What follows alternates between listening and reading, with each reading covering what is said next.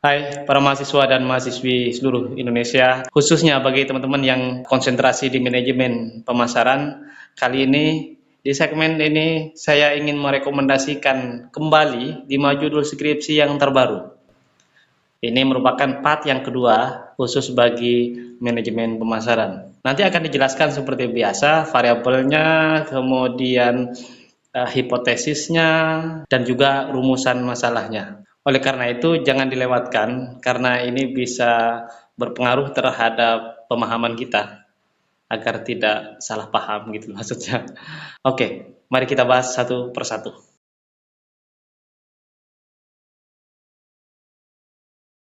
Pengaruh endorsement review produk di channel YouTube dan penetapan harga terhadap minat beli konsumen. Studi pada produk X.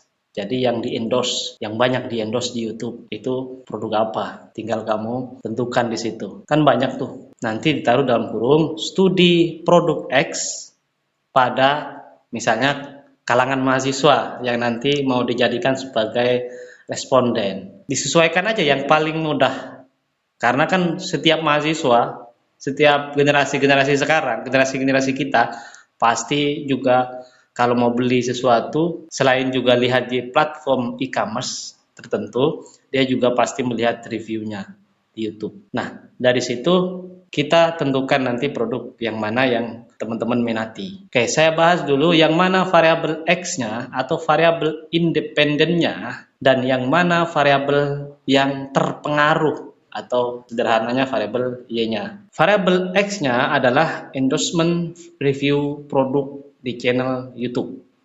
Ini sebagai variabel X-nya yang pertama.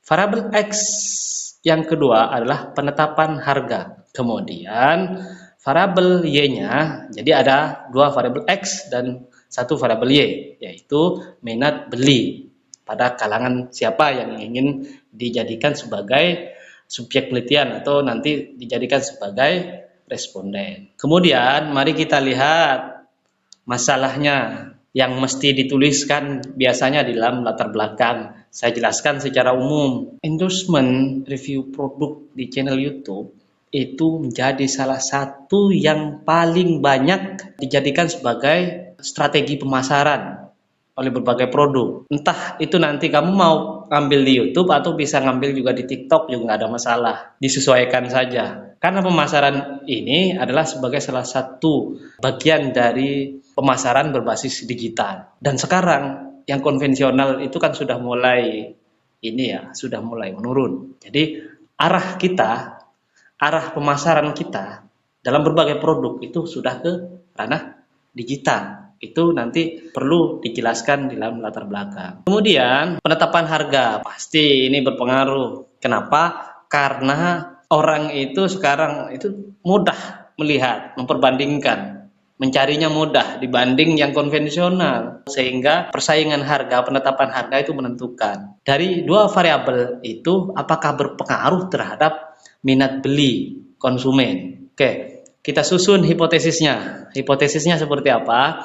Hipotesisnya adalah terdapat pengaruh endorsement review produk di channel YouTube dan penetapan harga terhadap minat beli konsumen. Di situ ini saya tidak taruh produknya apa ya. Nanti kamu taruh produknya kalau kamu sudah menetapkan produk apa. Oke, kita susun sekarang rumusan masalahnya. Yang pertama, bagaimana endorsement review produk di channel YouTube dan penetapan harga pada produk X. Nah, di sini kita menggambarkan, mendeskripsikan dulu. Oke, nih, yang kedua ini adalah bagian di mana kita ingin membuktikan hipotesis yang kita susun pada rumusan masalah yang kedua, yaitu apakah endorsement review produk di channel YouTube dan penetapan harga pada produk X berpengaruh terhadap minat beli konsumen, misalkan di kalangan mahasiswa, ya.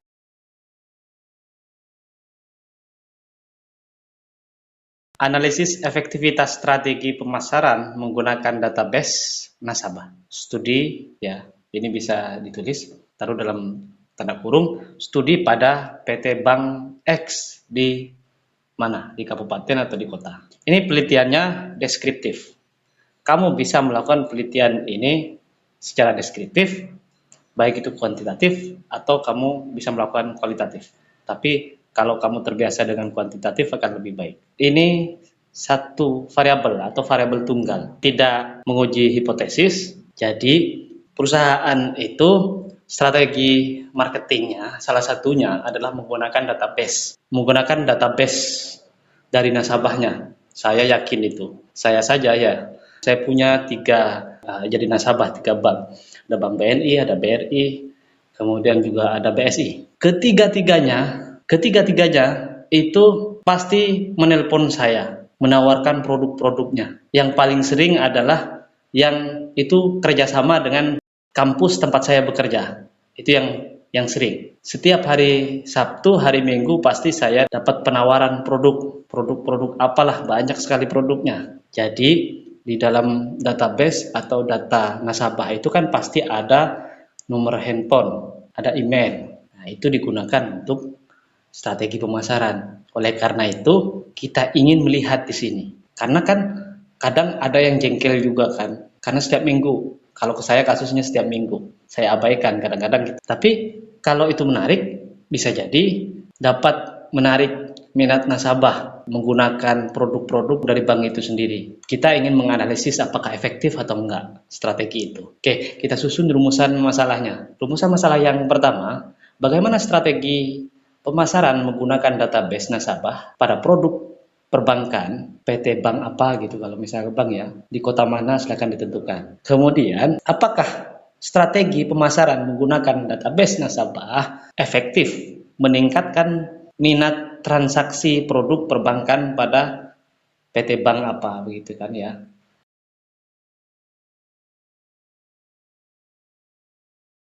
Pengaruh inovasi layanan digital teknologi informasi dan customer relationship management terhadap kesetiaan nasabah pada bank X.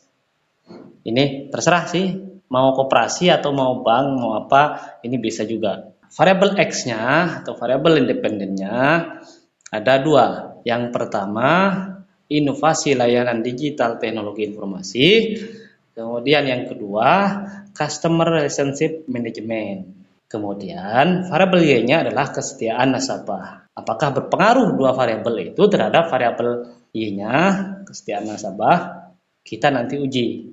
Oke, saya jelaskan latar belakang masalahnya secara umum. Pertama, pada variabel yang pertama, bahwa inovasi layanan digital teknologi informasi pada setiap perusahaan apapun, jika dia ingin berkembang, jika dia ingin semakin mudah menjangkau customer, maka dia harus melakukan inovasi, menggunakan sarana-sarana teknologi, memanfaatkan sarana-sarana teknologi itu sebaik mungkin. Misalnya contoh ini ya, dulu kita datang ke ATM, itu harus bawa kartu ATM. Sekarang kalau ATM-nya lupa atau ATM-nya tidak ada, kamu datang ke ATM, itu tinggal menggunakan aplikasi mobile banking untuk menarik dana. Ini contohnya, bahwa setiap perusahaan, apalagi bank, itu kan menambah fitur-fitur di aplikasinya itu penting loh. Karena itu semakin mudah memberikan pelayanan yang optimal kepada nasabah. Ini variabel yang pertama ya, variabel X yang pertama. Variabel X yang kedua, saya jelaskan masalahnya. Menjaga hubungan yang baik, memanage hubungan yang baik dengan customer, dengan nasabah, itu sangat penting sekali. Kenapa? Karena di situ apa yang saya lihat, orang percaya terhadap produk tertentu itu banyak karena tetangganya memakai atau teman yang memakai. Jadi kalau kita menjaga hubungan yang baik dengan nasabah, ada kemungkinan meningkatkan customer, dan apalagi juga kalau kita menjaga hubungan baik dengan orang jadi setia, jadi nggak enak kalau misalkan ini, atau bisa memberikan masukan untuk perkembangan dari perusahaan kita. Jadi inilah pentingnya. Oke, kita susun hipotesisnya. Hipotesisnya seperti apa? Hipotesisnya adalah terdapat pengaruh inovasi layanan digital teknologi informasi dan customer relationship management terhadap kesetiaan nasabah, ya. Itu. Kemudian kita susun rumusan masalahnya seperti apa. Yang pertama, bagaimana inovasi layanan digital teknologi informasi dan customer relationship management pada apa? Pada PT bank apa, misalkan di bank itu ya. Kemudian yang kedua, apakah inovasi layanan digital teknologi informasi dan customer relationship management berpengaruh terhadap kesetiaan nasabah pada PT Bank X, kalau itu bank. Jadi yang kedua itu untuk menguji hipotesis yang kita susun tadi.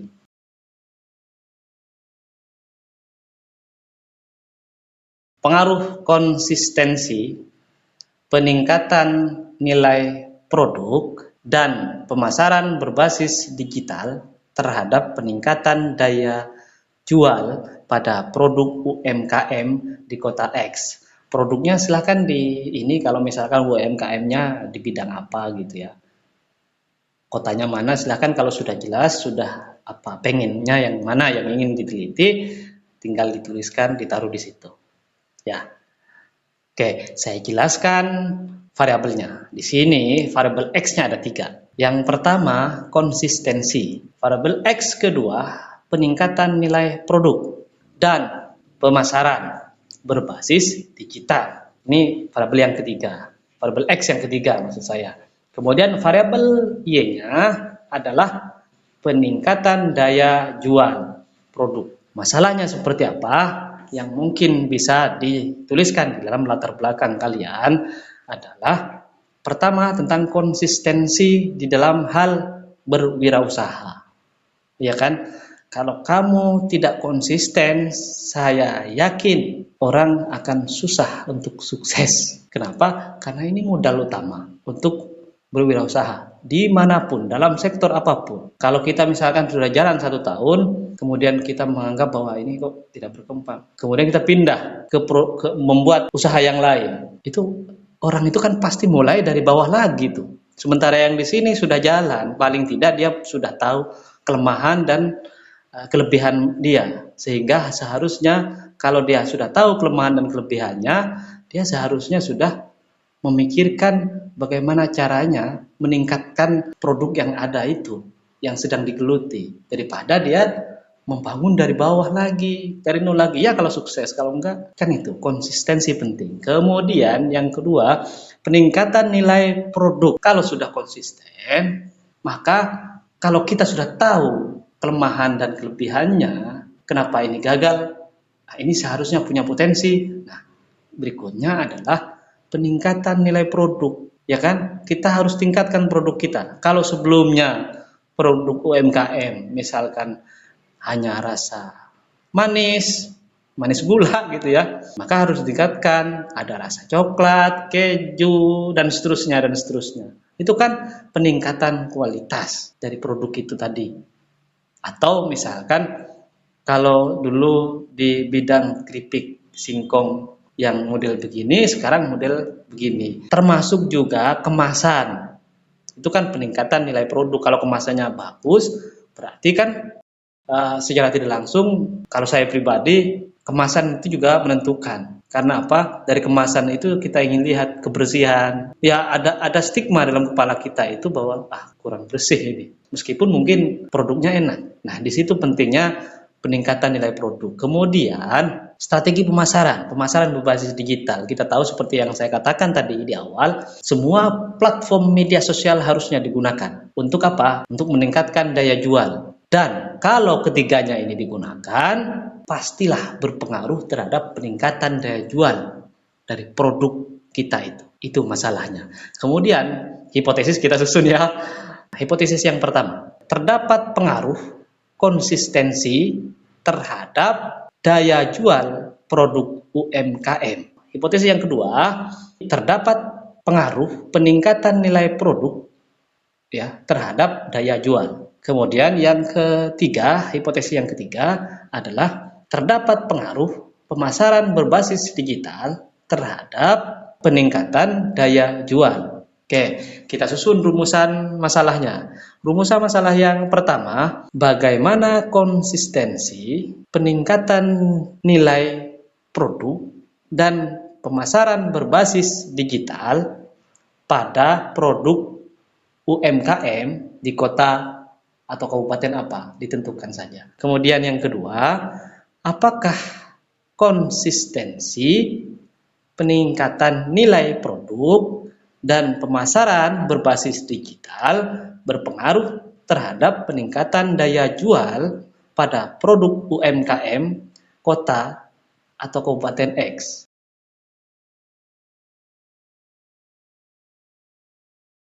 Judul yang terakhir, pengaruh komunikasi pemasaran berdasarkan prinsip syariah terhadap minat calon nasabah. Dalam kurung ya, bisa ditaruh di situ, studi pada asuransi jiwa syariah misalnya, ya, atau studi pada bank syariah, atau studi pada koperasi syariah.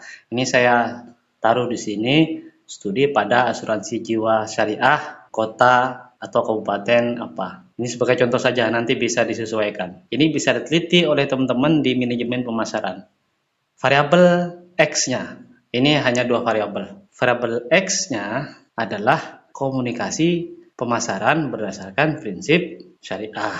Kemudian variabel Y-nya adalah minat calon nasabah. Jadi dua variabel untuk nanti kita uji. Kita buat hipotesisnya dulu tapi ya. Kita uji nanti di lapangan.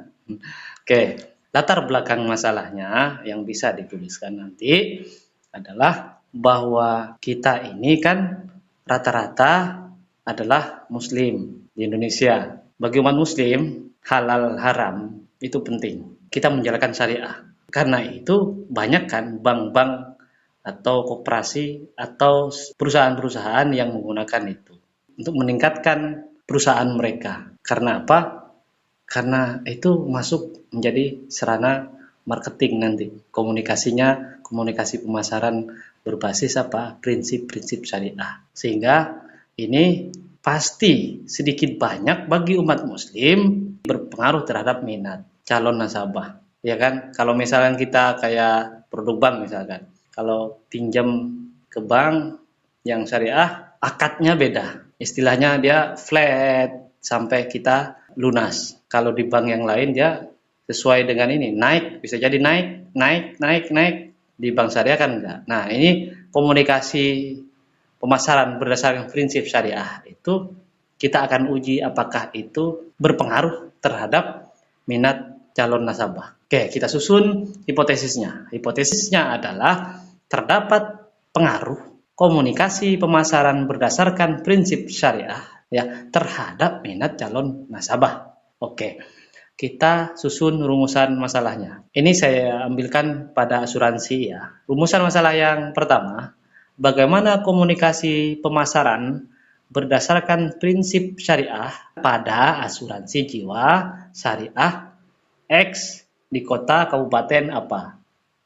Kemudian yang kedua, ini untuk menentukan hipotesis kita maka dibuat rumusan masalah ini, yaitu apakah komunikasi pemasaran berdasarkan prinsip syariah pada asuransi syariah X berpengaruh terhadap minat calon nasabah. Itulah 5 judul skripsi manajemen pemasaran yang terbaru yang belum pernah diteliti oleh orang lain karena saya susun sendiri. Ini untuk membantu teman-teman manajemen pemasaran. Semoga ini bermanfaat. Tetap semangat. Salam dari saya.